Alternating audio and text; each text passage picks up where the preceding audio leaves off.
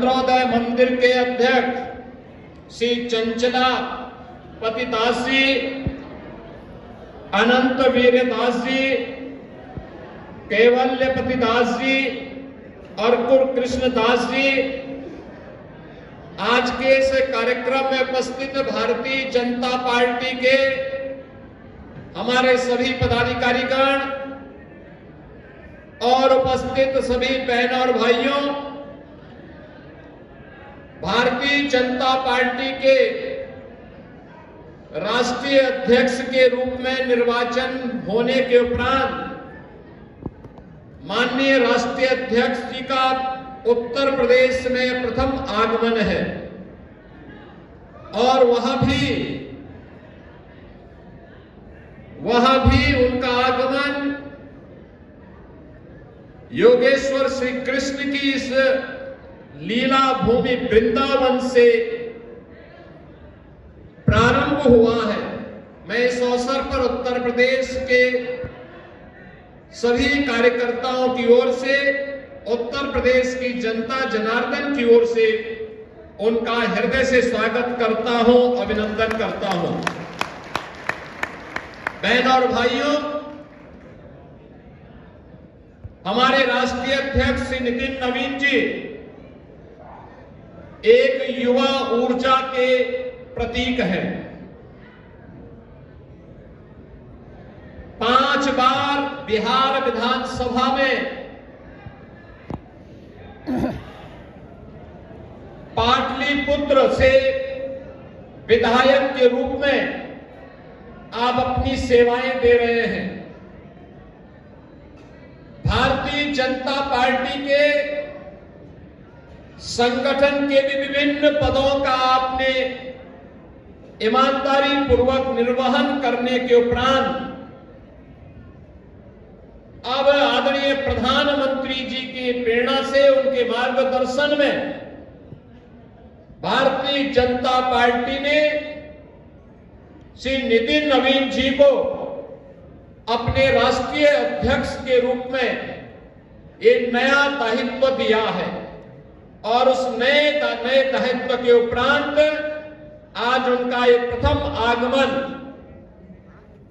योगेश्वर श्री कृष्ण की इस पावन धरा पर हुआ है। बहनों और भाइयों, ये हम सब के लिए अत्यंत आह्लादकारी क्षण है जब यहां के कार्यकर्ताओं को यह सौभाग्य प्राप्त हुआ है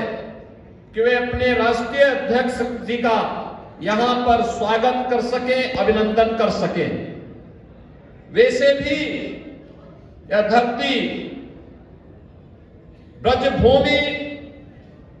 हमारी प्राचीन काल से ही तीर्थ भूमि रही है।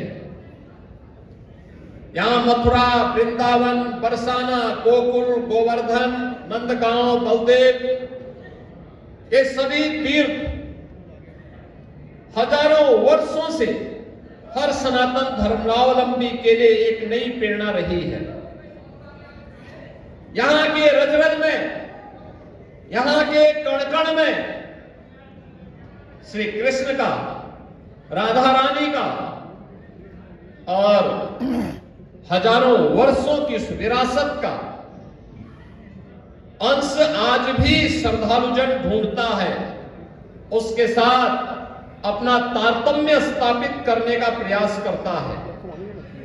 लेकिन ये हमारा सौभाग्य होगा, अंत्योदय की प्रणेता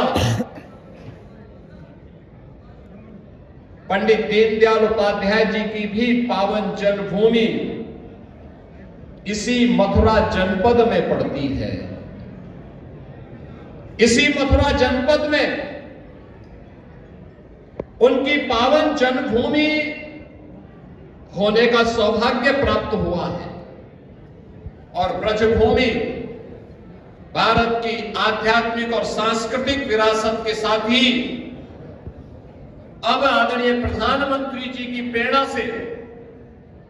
विकास के एक नित नए प्रतिमान को स्थापित करते हुए आगे बढ़ रहा है। आज उत्तर प्रदेश आदरणीय प्रधानमंत्री जी की प्रेरणा से अब बीमारू राज्य नहीं है, बल्कि भारत की अर्थव्यवस्था का एक ब्रेक थ्रू बनकर के भारत की अर्थव्यवस्था का एक संबल बन रहा है। निरंतर पिछले 5 वर्ष से अधिक समय से उत्तर प्रदेश अब रेवेन्यू सरप्लस स्टेट के रूप में डबल इंजन की सरकार डबल स्पीड के साथ न केवल बड़े बड़े इंफ्रास्ट्रक्चर के कार्यों को जमीनी धरातल पर उतारती है, हर नागरिक को सुरक्षा का एहसास कराती है, बल्कि गरीब कल्याणकारी योजनाओं के माध्यम से भी बिना भेदभाव के वंचित को वरीयता के आधार पर शासन की योजना का लाभ समाज के प्रत्येक तबके को देने का कार्य कर रही है। क्या नौजवान हो, क्या अन्नदाता किसान हो, क्या महिलाएं हो और क्या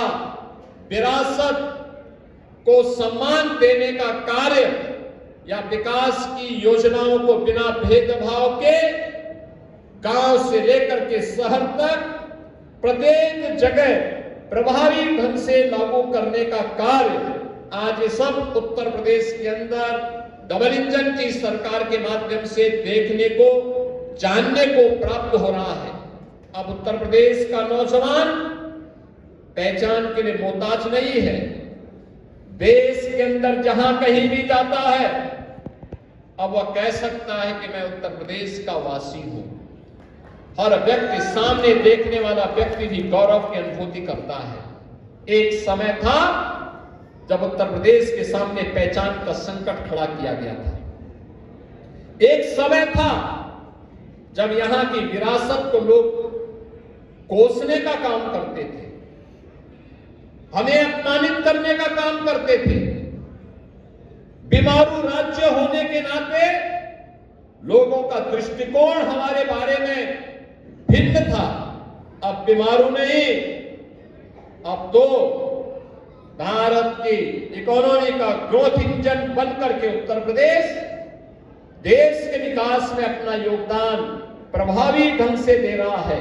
इसमें हमारा युवा भी, अन्नदाता किसान भी और आधी आबादी भी इस पूरे अभियान के साथ जुड़ करके कार्य कर रही है और यही भारतीय जनता पार्टी के प्रति आम जन के विश्वास का प्रतीक भी है। आज जब हमारे नवनिर्वाचित राष्ट्रीय अध्यक्ष जी का एक पहला दौरा उत्तर प्रदेश के अंदर हुआ है, इस अवसर पर आदरणीय प्रधानमंत्री जी की प्रेरणा से, उनके मार्गदर्शन और नेतृत्व में उत्तर प्रदेश पिछले 9 वर्ष के अंदर विकास के जिन